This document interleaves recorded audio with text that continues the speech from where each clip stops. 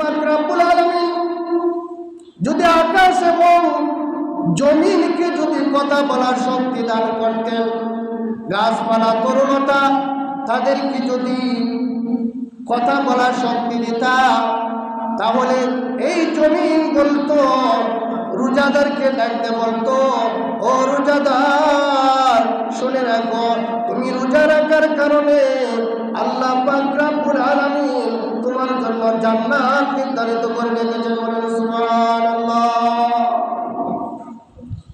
এই রোজা যে ব্যক্তি তারাবির নামাজ পড়বো, তারাবির একটা সেজদা দিব, প্রতিটা সেজদায় আল্লাহ পাক রব্বুল আলামিন ১৫০০ নেকি তার আমলনামার মধ্যে লিখিত করে দিবেন। বলেন সুবহানাল্লাহ।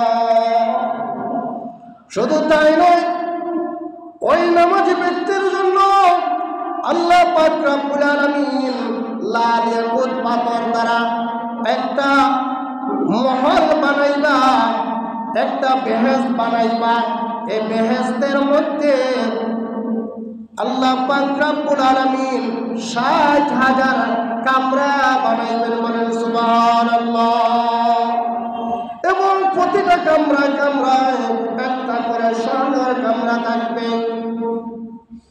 এত বড় একটা বেহেশত বানাইবা, এই বেহেশতের মাঝে ৬০,০০০ রুম থাকবো। কয় হাজার? ৬০,০০০ রুম থাকবো। আবার প্রতিটা রুমের মধ্যে আল্লাহ পাক রব্বুল আলামিন স্বর্ণের একটা স্পেশাল রুম বানিয়ে রাখবেন। সুবহানাল্লাহ।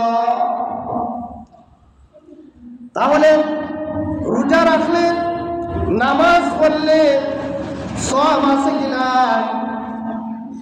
কিন্তু একটা কথা বলি, যারা হারাম খাইয়া রোজা রাখবে তাদের রোজা আল্লাহর দরবারে কবুল হবে না। যারা হুজুরকেও খাওয়াইবা, রমজান মাসে যে ঘরে সুদ খায় না, যে ঘরে ঘুষ খায় না, যে ঘরে বেনমাজি, এই ঘরে হুজুরে কখনো খাবার ব্যবস্থা করবেন না। কারণ যদি ইমাম সাহেবরে যদি হারামি খাওয়াইয়া মসজিদের নামাজ পড়ান, এই গ্রামের মধ্যে রহমত হইতো আছে, রহমত খাওয়াইয়া বিপরীত গজব। ঠিক না বেদি? আর হারাম খাইয়ে যদি আপনি রোজা রাখেন, আল্লাহর দরবারে কবুল হবে না। এক মিনিটে একটা কথা বলে শেষ করে দেয়। এক লোক হুজুরে দাওয়াত দিছে, আর গ্রামের মানুষ তো চলে কিতা হত্যা, যারা বেনামাজি তারা কোনো খাইতা না। হুজুরে বল, তুমি নামাজ করো নি, যে ব্যক্তি দাওয়াত দেওয়ার লেগে আইছে। তখন কইতাছে, আমার জীবনে নামাজ খোঁজা নাই। সবচেয়ে ভালো কথা, রোজা রাখনি? কয় আমার জানা মতো রোজা কোনোদিন মানছি মনে নাই। তো বালাও উনার করে খাওয়ায় আল্লাহর ওলি। ঠিক না বেটি? এখন গেছুন দাওয়াত যাওয়ার পরে ওই লোক নাই। তখন শাশিরে কইতেছেন, শাশি শাশা হইল উনারা গেছেন মনে হয়, তাকে একটা কথা জিজ্ঞাসা যায়। তাই না আমার একটা কথা বলে জীবনে বলে রোজা বাংশুন না, কোনটি করতো আপনি জিজ্ঞাসেন না? কোন জিজ্ঞাসি আমার নামাজ, তাই না বলছি জীবনে কোনোদিন নামাজ কাজা করেন না, কোনটি করতে আছে। তাই নামাজ পড়লেন না বাংতা কাজা করতা, আর রোজা রাখলেন না বাংতা, তাই তো রোজা রাখুনই না। এখন এই লোক আবার পরে কইলাম, আমার সাথে কি কাম করছো কিনা? ওই হুজুর কি হয়েছে? ভাই আপনার মনে রোজা কোনোদিন পান করি না, ঠিক করতে আছে, আমি রোজা রাখলে না বাংতা।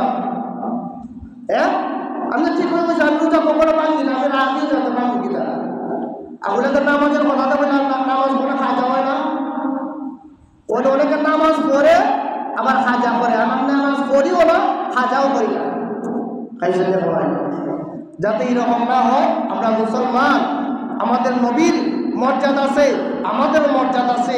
এই রমজান মাস পাইছি, রমজান মাস পাইয়ে যদি আমরা গুনাহ মাফ করাইতে পারলাম না, তার মতো সম্পদ তার কেউ নাই। এই জন্য আমরা হালাল খাবার খাইব, সঠিকভাবে রোজা রাখবো, ইফতার টাইম মতো করবো। অনেকে আজান করে ইফতার করার ফুটাঙ্গি দেখায়, আজান করার সঙ্গে সঙ্গে ইফতার করতে। কিন্তু আপনার মসজিদও যখন আজান হয় তখন, অন্য মসজিদও দিন, এটার জন্য আমি দাঁড়াই না। এই মসজিদের মুসল্লিরা, এই মসজিদের টাইম দেখে আপনারা ইফতার করবেন, অনেকে টাইমের বেশ কম আছে। এ কারণে আপনার মসজিদে যখন আজান হবে তখন এই বলবেন না ওই মসজিদে আজান হয়, এই মসজিদে আজান হয় না, হুজুর আমরা খাবো না, এগুলো যাতে আমাদের মধ্যে থাকে না। আমরা রোজা রাখতাম, রোজা হলো ডাল, ডাল যেমন অস্ত্র দিয়ে আঘাত করে ডালে ফিরা, তেমনভাবে রোজা আমাদেরকে খারাপ কাজ থেকে, খারাপ কথা থেকে আমাদেরকে বিরত রাখতো। অনেক হাদিস আছে, আল্লাহ পাক রব্বুল আলামিন আমাদেরকে বুঝার মতন তৌফিক দিতা, সুন্দর মতো আমরা নামাজ পড়তাম। এবং শুধু প্রথম রোজা না, প্রথম তারাবি না, আমরা প্রতিদিন তারাবি নামাজ পড়বো, প্রতিদিন নামাজ পড়বো এবং 5 ওয়াক্ত নামাজ পড়বো। আল্লাহ পাক রব্বুল আলামিন যেন আমাদেরকে পড়ার মতন তৌফিক দেন। সবাই বলেন আমিন।